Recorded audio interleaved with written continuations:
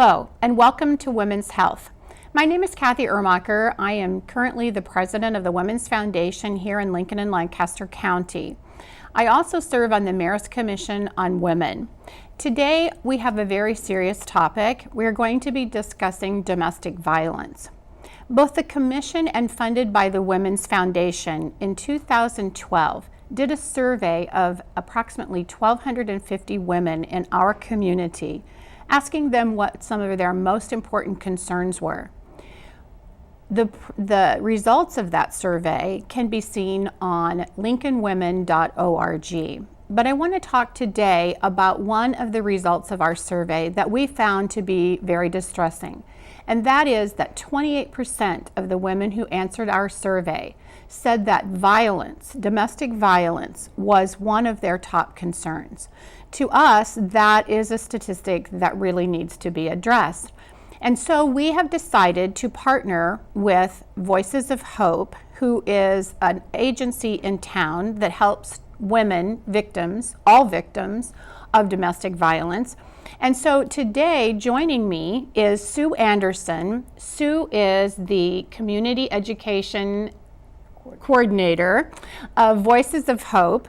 And Sue is going to be talking to us today about domestic violence in general, and then about the services that are available to us in Lincoln and Lancaster County. There is a very interesting quote, I think, that says, "Domestic violence is America's hidden war, and the battleground is in all of our homes." I think this quote's really important because so often, Sue, I don't think people who are not directly affected by violence tend to assume that it's happening somewhere else or to someone else. And yet, we have so many women, obviously, in our community who are being affected in some way by violence. So I feel like that's a very important thing for us to remember, and that it may in fact be a hidden war, but it's important for us to bring it out. Absolutely. And to start talking about it. Absolutely. So let's start out by defining domestic violence. When we say that, that's kind of an umbrella topic. Why don't we talk about what are the various pieces of that? Sure. And I think oftentimes when I use a definition of domestic violence, I know that people kind of automatically go to or think about that physical violence. And yet the reality is the majority of domestic violence isn't physical. Is that right? So there are lots of different tactics that somebody who's abusive can use. So they can use the economic abuse, the psychological, emotional, verbal abuse, sometimes that real crazy making things that maybe somebody will call and not think they've called the right place, or they can't really find the words to describe what's going on. I mentioned the economic abuse, and that is really huge. We know that a woman's level of economic independence is going to be the best indicator of whether she'll be able to leave and stay gone from a relationship. So there's a financial bond. Absolutely. That is being used. Or perhaps the abuser is not allowing her to continue employment, shows up at her place of work so many times that she gets fired from a job, interferes with schooling, that type of thing. Mm-hmm. There is then the tactic of sexual violence within the context of the intimate relationship that also is going on, using children, threatening pets, intimidation, lots of different tactics that right. If I'm an abuser, that's my bag of tricks that I can pull from. Right, so all of it falls into the area of domestic violence. Right. It's just there's a wide variety of different right. kinds of violence. Right, and a lot of the things that I've described, isn't against the law. So for me to call you a name or those type of things, it doesn't leave a mark. So the really good abuser, the really good batterer won't ever cross that line and use the sexual violence or physical violence, but they can establish control in the relationship and maintain it with all those other tactics. Yeah, and I think for a very long time people thought that if there weren't the bruises, if there wasn't the physical signs, that it really didn't qualify, and that's not true at all. That is not true. And it's not true for accessing services at an agency such as ours. We recognize all those different forms of violence. Good. Well, let's talk a little bit about statistics. Now, according to our survey, 28% of women mentioned violence as a part or something that was a huge concern or a challenge for them. Right. So that's approximately, 28%. That's a fourth of the women. Right. So where are we statistically in Lincoln? Is that pretty much in line with what you're seeing? It's what we've always heard, and it's what the national statistics always come out and talk about. 1 out of every 4 women. One out of every right. 4. And so, to have the survey done locally, I think is really helpful, and unfortunately shows us that we're right on track with the national statistics. And then as far as locally for our agency, I can share with you some For example, last year we served over 1,500 women with unduplicated services and answered between close to 9,000 crisis line client-related calls on our crisis line, and that holds true pretty much every year for the number of people that we provide services to. Wow. Well, let's then talk about Voices of Hope a little bit. Voices of Hope is the agency that you are representing. What does Voices of Hope do for victims? Sure. Voices of Hope has been providing services to Lincoln and Lancaster County for close to 38 years. So started out very, very small on the University of Nebraska campus, and through additional funding and time and volunteers and such, has grown to be the agency that we are today. And we provide all the services free of charge. And really at the core of what we do, Kathie, is that empowering people who've experienced relationship violence, sexual assault, incest, stalking, and other forms of abuse. And so really that kind of wide range of different types of trauma and victimization that people have experienced in their lives. Just to highlight a few of the things that we do have our 24-hour crisis line. We also have 24-hour advocacy. And what that means for us is that we always have that trained advocate to go to the hospital, to go to court, kind of those overwhelming places that people have to interact with after being victims of these types of crimes. So we are part of the sexual assault response team at all of the Lincoln hospitals. All of our hospitals are supposed to be doing an intimate partner violence screening for every female who goes in to an emergency department for any reason. So any female 14 years of age and older, there should be asked questions about intimate partner violence. And then if they respond that they are there today because someone hurt them, then we should be contacted as well to go out and make that direct personal contact with people. That's interesting. So do you feel like domestic violence, all of these different kinds of violence that you're talking about against women, do you feel that is increasing? Do we see, is it plateauing off? Is it increasing? Always a question that I get asked, and I never really have a really good answer, I don't feel like, because we are always busy, unfortunately. We are increasingly busier, it seems like. I mean, we offer walk-in services so people can come in without an appointment. Oftentimes those don't last just that 45 minutes, but may take, a whole afternoon or a whole morning. And so I guess I can't honestly tell you if it's the awareness that's increasing, if it's the recognition, people are identifying, that wider range of behavior as violence and as abusive. It's just really hard, I guess, for me to kind of pick that apart and see what's going on. And any time you're dealing with relationships, it's always difficult to be able to quantify, I think, some of those things that happen. Some people who might not have otherwise reported it in the past would maybe now come forward and get more help. Don't you think that women, in lots of ways, are financially more able to do some things for themselves than they might have been even 38 years ago? I think in some cases, yes. And yet I think that financial control sometimes that an abusive partner can have over her. I've worked with women who by day, have access to lots of money, have very high paying jobs, but don't have any ability to, have access to their money. So Okay. it's just really hard. So it's hard to be able to say. Yeah, Absolutely. exactly. It goes back to that relationship piece, and that is such an undefinable thing for most of us. With looking at other people's relationships, we never really know. Right. Right. Well, the exciting and an important thing is that more women are getting help, and more women are realizing that there are services, and certainly Voices of Hope does an incredible job for our community in being able to provide those.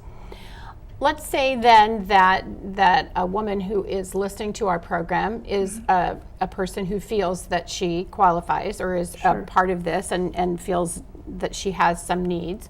What would be her first step? What would she do then? Or what are some of the things that would happen? Sure. And I think that she could do a variety of different things. She could contact our 24-hour crisis line. So calling that, and we don't have caller ID, last call, redial, those kind of things. So that's a real lifeline, I think. So it's a safe and confidential way to, I just need to know if somebody's going to answer this phone. Does this sound like, abuse, those kind of things. So that would be one way. I think going to our website is a great way, and it then links to lots of other resources and referrals and gives information. Utilizing our walk-in services, so you can come in without an appointment Monday through Friday from 9 to 4, or on Wednesday we have extended hours until 7 p.m. Just coming in and grabbing some brochures for a friend, whatever. When someone comes in for a consultation, then what steps go past that? Sure. Doorbell's going to ring. We're going to let somebody in. How may I help you? And I think I'm here today because I want to talk with somebody. And so we're going to provide a private room for that person to sit down in, and then give them kind of an advocacy sheet, which is what we call it, just to fill out just some basic information. But every time I hand that to somebody, I say, please fill out what you're comfortable with. And giving us just some brief information about the situation, whatever they want us to know. And usually within a very short time, then the on-call or the in-house advocate will be able to come and visit with her or him. That's great. Yeah. And then what kinds of services do you have beyond that then? And sometimes, I guess I would like to share a little bit about that walk-in. Sometimes somebody will come and specifically know what they need. I hear that you help with protection orders applications, and we do that every day usually. And last year I think helped with close to 180 applications for domestic abuse or a harassment protection order. So they may have a very specific need, or sometimes I drive by here every day and I just thought maybe I need to talk to somebody. So that initial kind of walk-in or drop-in service, we talk with that person, oftentimes doing a lot of safety planning, really listening to them and what their needs are, the situation, kind of helping them connect with other resources if that's what she's asking. And then if there's a desire for ongoing crisis counseling, then we're going to gather some more information about a safe time for us to give you a call back. What days and times of day are you available, those kind of things. I would also provide her with information about our different drop-in support groups that we have too. And so you do have group? Yes, yes. We have several different kind of drop-in, as I said, support groups that don't follow a set curriculum. They're very much peer support, but facilitated by staff and interns and such. And then we do have some specific classes that have a start and a finish. So maybe a 5-week parenting class or a 5-week domestic violence education class that a woman would need to pre-screen for if she was going to take part in that. Okay. Pre-screen by just a call to the office. So if a woman has children, is she able to bring her children with her to the center to get services? Yes. I know that that's a concern sometimes for women who might say, well, I can't really go there because I have children, I don't have anything to do with them. And we don't have ongoing childcare all the time, but during our support groups we do. Okay. We do provide free childcare during the support groups. And then we have, a child care room, and so maybe I'm working with a walk-in this morning who comes and had to bring her children because it was only in the safest time, and they're little children, we'll probably have to stay in that room with them, and talk as best that we can. Sometimes I think that if there's an older child, maybe it's okay. We're going to be just right out here in this other room, and then the mom can talk maybe a little bit more freely, but we're flexible, we're creative in That's the kinds right. of things that we do. That definitely is true. That is really true. So then, as part of the groups, the people can go to this on a regular basis for as long as they need, that kind of thing. Right. But maybe just the walk-in is all they need. Sometimes they might need more. So it's just each individual case is very different. And sometimes we do crisis counseling, crisis intervention for our kind of ongoing counseling, and we always say that maybe means 8 to 10 sessions. And honestly, if I have the honor and the opportunity to meet with a woman that many times, that's pretty successful, because a lot of times it is just that immediate, right after a situation, or this is the only time I can stop by. So you want to give as much information and support and validation as you can in the brief time that you interact with women. You mentioned a protection order. Can you talk a little bit about what those are? Right, and I always hold up a piece of paper, because the bottom line is, if it's granted, it is a piece of paper, and it's only as good as the person you file it against lets it be. But it is one of the routes that a woman can go. Filing a protection order is a civil process, so she doesn't need an attorney to do that. We've got the forms on hand at our office and several other locations in the city or online. But a violation of a protection order is a criminal offense. So if somebody files a protection order against me and I violate that and the police are called, I should be lodged in jail. But if someone files a protection order, it doesn't necessarily mean it will be granted, or does it? No, it does not. No, it does not. Right. So how long does it take? Usually, if somebody fills out the application in the morning and they take it down, it has to come down to the courthouse, and a judge has to look at the protection order. That's who makes the decision of whether it's granted or not. Okay. So it usually can happen all in the same day. Then the sheriff's department is charged with personally serving the protection orders. And you can always call the number that they give you, has the protection order been served, has it been served, those kind of things. Okay. And so then what you're saying is, assuming that the perpetrator does uphold the law, then that's a protection order. But if they don't, if they still come to the person that they're not supposed to be approaching, that is a legal action then. Right. And I guess I would also say that, whether somebody applies for a protection order and if it's denied, if they're still being harassed, followed, bothered, abused, that's still against the law. I still encourage people to contact law enforcement. Let's talk about the laws. What kind of laws protect victims of domestic violence? Well, we have, there's a kind of behaviors, a lot of the behaviors that I talked to you about aren't against the law, but the sexual violence and the physical violence and intimidation and threatening phone calls, those kind of things, are all law violation. I'm not an attorney, obviously. Right. So. But those really are things that are against the law and are not to be tolerated in any form, but nevertheless still punishable by some kind of criminal action or legal action. Right. Right. I think it's important for people to know that there are laws in place to protect everyone, and we should know what those laws are, and we should do something to, educate ourselves about them. Right. Yeah, that's really important. Now, we mentioned just briefly children. Let's talk a little bit about what are the consequences, the ramifications for children who are part of this. Obviously, some children are definitely involved in the abuse part, but what if they're even just part of a family where this is happening? Right, and we have some specific services for children. We have, one of my colleagues is a parent-child services coordinator, so kind of oversees the services that we provide to kids, so providing some services to children who've witnessed or experienced the violence.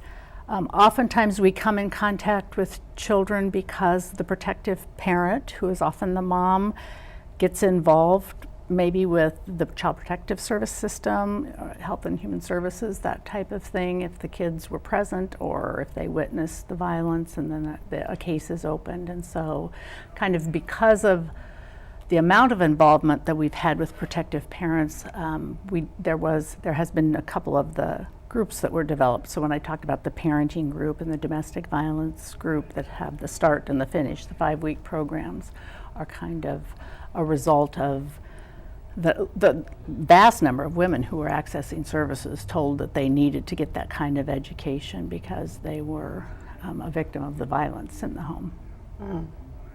So is it cyclical from family, like if you were part of a family as a child, then sometimes that ends up happening then in your relationships or? Right. The way I always talk about that when I do education and outreach is that what we learn in our family of origin is powerful, and so I believe the risk is greater, and yet I also know the majority of children don't grow up to repeat that. So, and if I was That's talking, encouraging. Yes, I think so. And if I'm talking to middle school or high school kids, I'm going to say that several times and in different ways, and maybe jump up and down. I never want that, that child, that young person in the back of the room to think, this is what's happening in my home. That's just who I'm destined to be, because we all do get to make different choices. Right. So important. Right. Yeah. Now, if a child is involved in the abuse, or you find out that somehow the child is also a part of the abuse, are there specific services for children who are? And are you talking about being a victim of the violence too? Yes. Yeah. Yes. And that, services provided at our agency, but I also think we have lots of connections and collaborations with other places in the community as far as Child Advocacy Center. The Child Advocacy those Center and things like that. Things, so.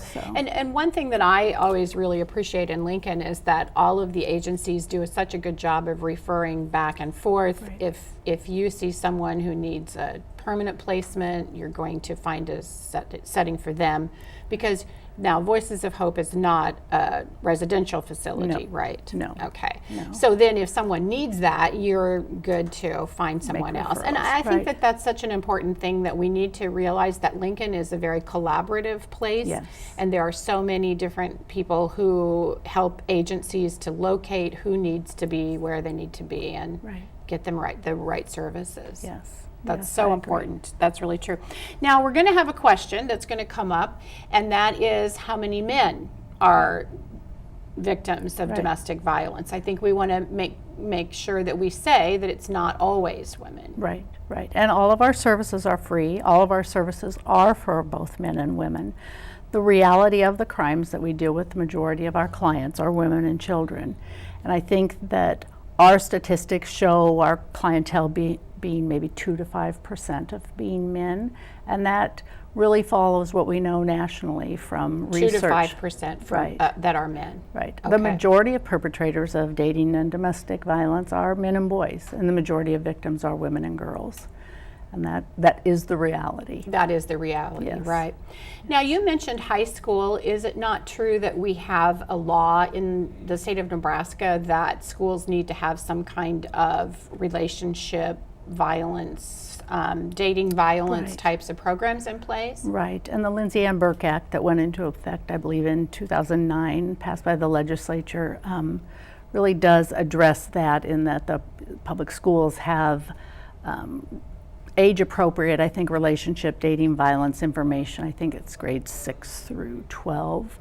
And so I know that that's happening lots of places. I know that myself and other staff do a lot of that outreach and education and hopefully prevention type work with young people. Because that is the key right there, right? In young people's lives, to the relationship kinds of things. Now, what as a citizen can I do to help aid in this situation? I think, having conversations about this and recognizing the different forms of violence, acknowledging that anyone can be a victim, anybody can be a perpetrator. It's not just those people that look like this or live here. And I think those are really important things to kind of step away from maybe some of those stereotypes that we have about violence and domestic violence. And I think, I just think having open, honest conversations is really important. Taking away the shame that oftentimes a woman has about being a victim. I mean, she's a victim of a crime. The other thing is that I think we should mention before we close today is that you have in August, all of the Friday night concerts at the Right. South Point Pavilions Right. will be dedicated to Voices of Hope, Yes. information, and also an opportunity for citizens to donate. Absolutely. Right? Because as you mentioned, your services are free, and Right. so obviously the more donations financially that you can get, the better. And the Women's, I should mention that the Women's Foundation is a partner with Voices of Hope in a domestic violence awareness campaign, and we're really hoping that people will come and help support Voices of Hope, both financially as well as with their thoughts and their education. So please come and be part of that. And then also in October is Domestic Violence Awareness Month, Right. And there'll be a variety of different kinds of programs for people to come and participate in. If you would like more information, please contact either Voices of Hope or please go to lincolnwomen.org. This is a very important topic, and we really appreciate your being here. This is Sue Andersen, Director of Education at the Voices of Hope. And I want to just mention again that these women health programs are provided by the Women's Foundation of Lincoln and Lancaster County. Thanks for joining us today on Women's Health.